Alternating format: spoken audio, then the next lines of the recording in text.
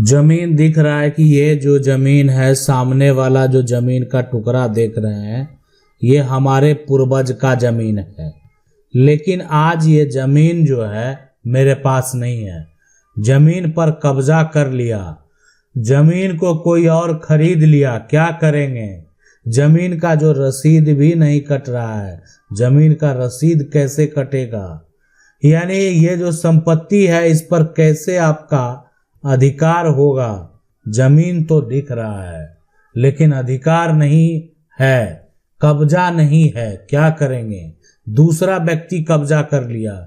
इनको पता है कि ये हमारे पूर्वज की जमीन है, ये हमारे दादा परदादा की जमीन है, और मेरे दादा परदादा ने जमीन नहीं बेची, लेकिन कुछ दबंग व्यक्ति ने मेरे जमीन पर कब्जा कर लिया और कब्जा करके जमीन का उपयोग आज तक कर रहा है।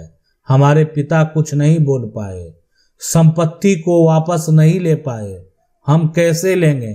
क्या करेंगे? कहाँ जाएंगे? कैसे ये संपत्ति आपको मिलेगा?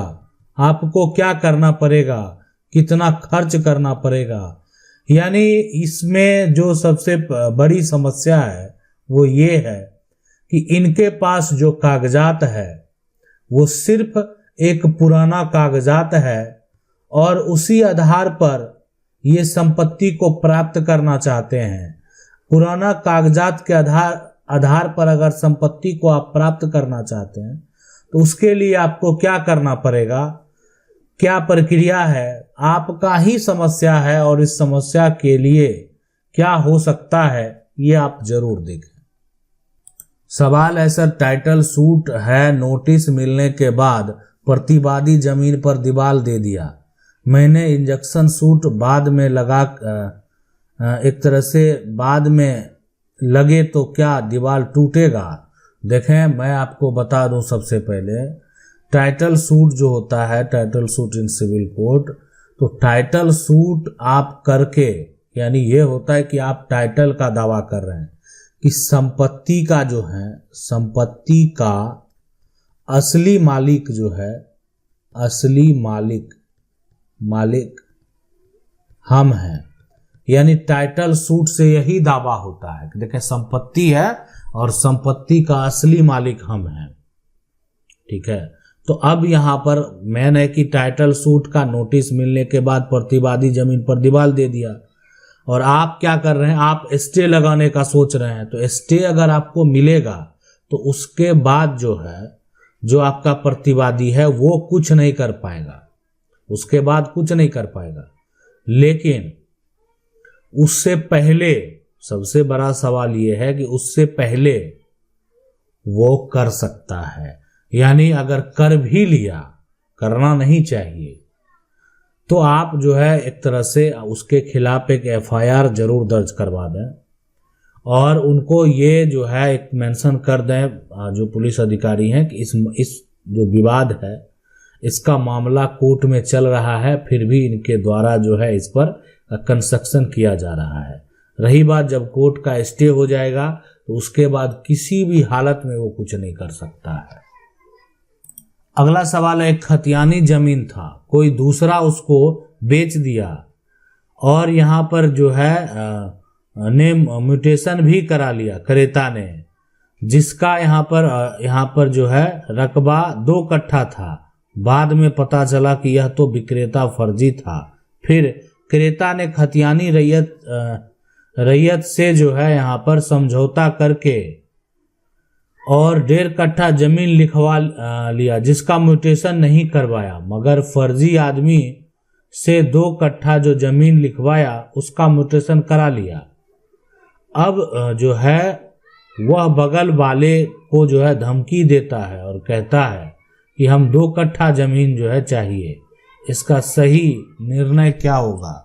देखें, सबसे पहली बात कि ये जमीन का जो टुकड़ा है ना, तो अगर ये इसका जो विक्रेता है, ठीक है, खतियानी जमीन की अगर बात करें तो देखें खतियानी जमीन क्या होता है।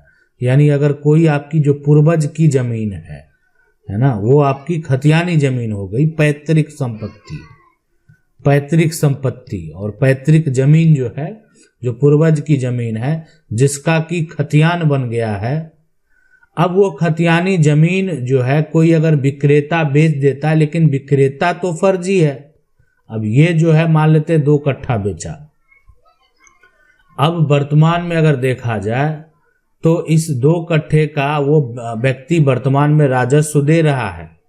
पहले तो कोई भी अगर दावा करने आएगा तो जो ये 2 कट्ठे का राजस्व दे रहा, पहले तो आप उसको कैंसिल करवाना चाहिए कि 2 कट्ठा जो है उसका आप राजस्व दे रहे हैं, और राजस्व के अधिकारी उसको वेरीफाई करके पास कर दिए। लेकिन फिर भी जो है जो खतियानी जमीन था, उसमें जो भी खतियान जमीन का मालिक है वो भी जमीन को दोबारा क्या करता है, लिख देता उसको 1.5 कट्ठा। तो यहां पर तो 1.5 कट्ठा का वो अगर देखा जाए फर्जी विक्रेता के अलावा भी वो 1.5 कट्ठा जमीन जो है वो लिखवा लिया है। तो इसलिए वो जो यहाँ पर आधे कट्ठे का जो है एक तरह से जो समस्या है, तो पहले अगर इसका वो जमीन का रसीद कटा रहा, इसको तो पहले रद्द करवाना होगा। और ये रद्द कौन करवाएगा? ये रद्द करवाएगा जमीन का जो मालिक है, जमीन का जिसके पास जिसका खतियानी जमीन है, जो असली मालिक है, जो असली विक्रेता है। और उसके बाद जो है जब वो रद्द करवा देगा तो इस संपत्ति का सिर्फ मालिक ये व्यक्ति, खरीदार जो है, तो फर्जी विक्रेता का कोई मतलब ही नहीं बनता। खरीदार जो होगा वो यहाँ पर 1.5 कट्ठे का मालिक हो जाएगा। सवाल है सर, मेरे दादाजी के नाम से जो है जमीन है और मेरे 3 चाचा हैं जो ना तो रसीद एक तरह से कटवा रहे हैं और ना बंटवारा कर रहे हैं। उसमें से एक चाचा जी मर भी गए हैं। रसीद जो है कटवाने की कोशिश करता हूं तो बोलते हैं जमाबंदी जो है एक तरह से फुटवाइए पहले, इसका कोई उपाय है? वो लोग कुछ भी नहीं करता। तो जमाबंदी अलग आप करा सकते हैं। आप चाहे सबसे पहले कोई कुछ नहीं कर रहा है, कोई एक तरह से कोई कानूनी प्रक्रिया में नहीं जा रहा है। एक तो आप अगर ग्रामीण क्षेत्र से बिलोंग करते हैं तो ग्राम जो है यहाँ पर पंचायत जो है बुलाकर आप जो है एक तरह से अपना शेयर अलग करने का बात कर सकते हैं। जो भी मेरा शेयर हक बनता है, जो मेरा शेयर बनता है वो मुझे अलग कर दिया जाए, ताकि अलग अलग जमीन का रसीद हम जो कटा सकें। कैसे कटते हैं जमीन का रसीद? तो बहुत सारे राज्य में ये सरकार को राजस्व यानी टैक्स दिया जाता है, और ये बहुत सारे राज्य में अब आपको ऑनलाइन देखने को मिलेगा। लेकिन अभी कुछ ऐसे राज्य जहां पर आपको ऑफलाइन भी आप जो है राजस्व जमा करते हैं। तो ये यानी ऑनलाइन आप यानी जो आपका प्रॉपर्टी है उसका टैक्स घर बैठे आप जमा कर सकते हैं। अब इसके लिए जो राज्य सरकार है उसके द्वारा पोर्टल बनाया जाता है। उस पोर्टल पर जाकर वो जमीन अगर आपके नाम मौजूद है, आपके पिता के नाम जो भी मौजूद है प्रॉपर्टी, वो अगर उसमें मेंशन है तो आपको वहां पर शो करेगा कि आपको कितना पैसा पे करना है। अब ये इनको जमाबंदी अलग करवाना है, तो जमाबंदी अलग कराएंगे तभी ये प्रक्रिया कर सकते हैं। जमीन रसीद काटने का प्रक्रिया तो तभी कर सकते हैं जब जमीन का जब बंटवारा हो जाएगा। अब ये जमीन का पूरा टुकड़ा है, इनमें 3 हिस्सेदार है, 3 चाचा हैं, तो एक के नाम जो है यानी यहाँ पर एक जो हिस्सेदार है सभी के नाम अगर अलग अलग हो जाएगा तभी सभी अपना अलग अलग जमीन का रसीद कटवा सकते हैं। अन्यथा तो मान लेते ज्वाइंट में रसीद जो है वो कट सकता है। इसके लिए मान लेते ग्राम पंचायत के आधार पर अगर फैसला होता है, पंचनामा बनता है तो ठीक है, नहीं तो आपको सिविल कोर्ट से पार्टीशन सूट कर देना है। सिविल कोर्ट जाना है, सिविल कोर्ट से पार्टीशन सूट केस फाइल कर देनी है। सवाल है, हम 4 भाई हैं और 1 संतान है। मान लेते हैं कि देखें 4 ये भाई हैं, सारे भाई हैं ये, ठीक है, ये भी भाई, ये भी भाई, ये भी भाई और ये भी भाई। अब उसमें जो है एक को जो है एक संतान, एक को लड़की है, और उस लड़का जो है लड़की का शादी का सारा खर्च जो है उसका चाचा उठाया। मान लेते सभी भाई हैं, अब यहाँ पर कोई किन्हीं के पास जो लड़की है, अब लड़की का जो शादी का खर्च है उनका चाचा जो है वो उठा लिए। चाचा तो इन्हीं में से कोई एक होंगे, जो भी होंगे, या सभी मिलके उठाए होंगे। तो क्या उस संपत्ति का हक होगा? लड़की का होगा। आप कुछ भी कर लिए, शादी का खर्च उठा लिए, जैसे किए, उससे कोई मतलब नहीं है। लेकिन ये लड़की इस परिवार की उत्तराधिकारी है, इनका पिता का जितना भी शेयर बनता है वो अब किसी भी हालत में इनसे छीन नहीं सकते हैं। ये तभी संभव है जब ये संपत्ति आपको रिलीज कर दे, यानी ये आपको संपत्ति दे दे, तभी ये पॉसिबल है। अन्यथा ये लड़की जो है अगर अभी क्या 10 साल बाद भी अगर वो दावा करती है, 20 साल बाद भी वो दावा करती है, तो उनको उनका हक जो कानूनी अधिकार है वो देना होगा और किसी भी हालत में आपको देना होगा। सवाल है सर मैं जमीन रजिस्ट्री जो है कर लिया और दलाल एक तरह से लेकर एक तरह से के थोड़ा पैसा खा लिया, अभी वह जो है यहाँ पर खरीदा खेतों में करा लिया हूँ, जमीन का नाम जो है दूसरा का है, दादा का, और सेल किया है कोई दूसरा, उसका बेटा, बिक्री कर दिया। देखें जमीन का जो रजिस्ट्री है, खास करके जो पैतृक संपत्ति है ना, पैतृक संपत्ति जो है यहाँ पर संपत्ति की अगर जमीन रजिस्ट्री होती है तो उसमें क्या होता है कि मान लो दादा का नाम जमीन है, अब इसका बेटा एक तरह से बेच दिया या इसका पोता बेच दिया, तो वो लोग बेच देते हैं और ये राज्य सरकार में अगर जो जमीन लैंड रजिस्ट्रेशन का जो पूरा सिस्टम होता है उनके ऊपर डिपेंड करता है कि वो किस प्रकार के नियम कानून लाते हैं।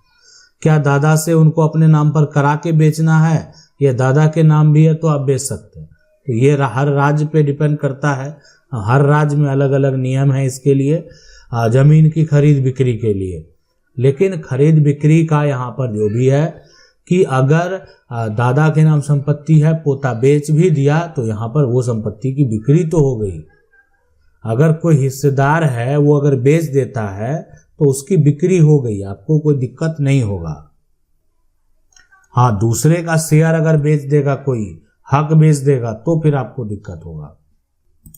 सवाल है सर जी अगर जो यहाँ पर मझले भाई ने घर की खेत से जो है यहाँ पर तो कमा कर जमीन जो है खरीद ली और बड़े भाई गांव से बाहर रहता है और जो है छोटा भाई भी बाहर है, बंटवारा नहीं हुआ है, लेकिन जमीन सभी तीनों भाइयों के नाम पहले से है ना, कुछ कारण से, तो क्या बंटवारा के समय मझले भाई दावा कर दी गई जमीन तीनों भाइयों में नहीं बटेगी? देखें कोई भी हिस्सेदार है अगर वो दोबारा जो है वो दावा करता है, दावा यहाँ पर करता है और हिस्सेदार है वो, अगर वो दावा करता है तो हक जो है वो देना पड़ेगा। यहाँ पर किसी भी हालत में उसको हक देना पड़ेगा, आप उसको हक से वंचित नहीं कर सकते हैं, इसलिए कि उनका जो हक है उनका कानूनी अधिकार है और उस अधिकार से आप उसको वंचित नहीं कर सकते।